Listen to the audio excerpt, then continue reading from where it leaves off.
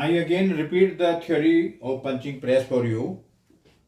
In the previous articles, we have seen that the output torque of the flywheel was constant and the input torque was varying during each cycle. Now, we take a case where the input torque is constant and the output torque is varying cyclically. Punching press and riveting machine are such examples. The crank of the punching press is driven by a motor which supplies a constant torque as shown in the figure. The mechanism is just like a slider crank mechanism where the punch is at the position of slider. A punching press is shown here. Punching operation is being performed when the crank rotates from theta 1 to theta 2 position as shown here. And only during this operation, rotation of the crank, load is maximum. Load on the machine is maximum when crank rotates from A to B position. That is for angle difference of theta 2 minus theta 1. Theta 2 minus theta 1. Then the load is maximum. And there is no load on the crank when it rotates from theta 2 to theta 1 position or theta 2 to theta 0 position. There is no load. Or I again repeat it, there is no load on the crank when it rotates from theta 2 to theta and theta to theta 1. This is theta. There is no load when crank rotates from theta 2 to theta, this is theta 0, and theta 0 to theta 1. There is no load on the crank. It represents the period of idle operations. The idle operation of the crank means there is no load on the crank, and that position is from theta 2 to theta 1.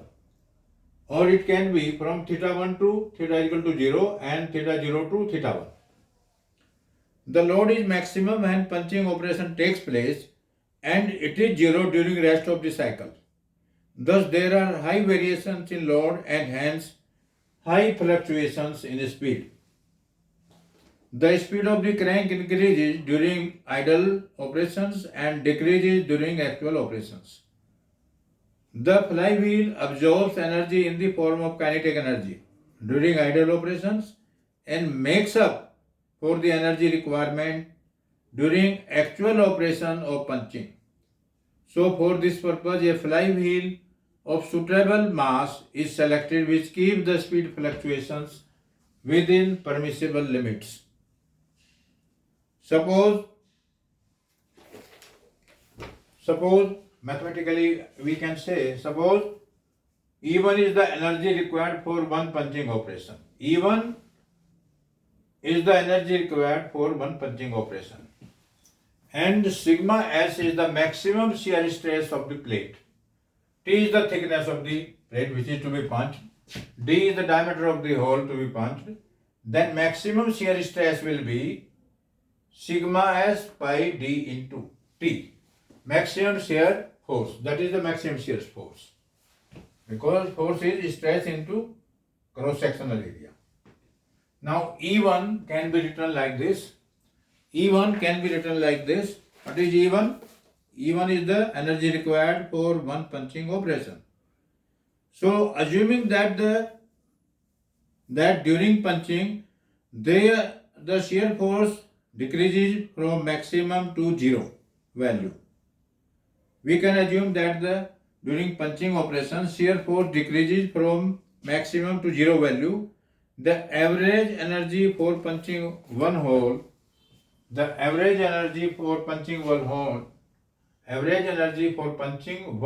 can be written like this. 1 by 2 Fs into T. Symbols are having their usual meanings. Now, E2, suppose, is the energy supplied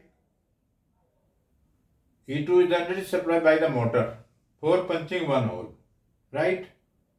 Then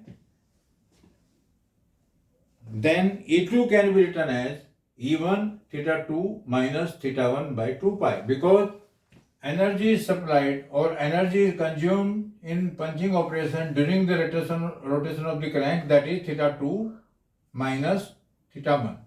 And this energy supplied is for one complete revolution. And this is the reason why theta 2 minus theta 1 has been divided by 2 pi. Because the work is taking place or the load on the crank is during the crank rotation theta 2 minus theta 1. And since crank rotates for one complete revolution, so it is divided by 2 pi. So E2 can be written as E1 theta 2 minus theta 1 by 2 pi. And if you want to find maximum fluctuation of energy, maximum fluctuation of energy, you know, it can be maximum fluctuation of energy EF. Maximum fluctuation of energy can be written as E1 minus E2. We can find it. E1 is already given like this and E2 is given like this. So that is the maximum fluctuation of energy in case of punching press. And the numerical problems can be solved accordingly. I think the theory part of this chapter is over. Next time we will discuss numerical problems in the class. Thanks everybody.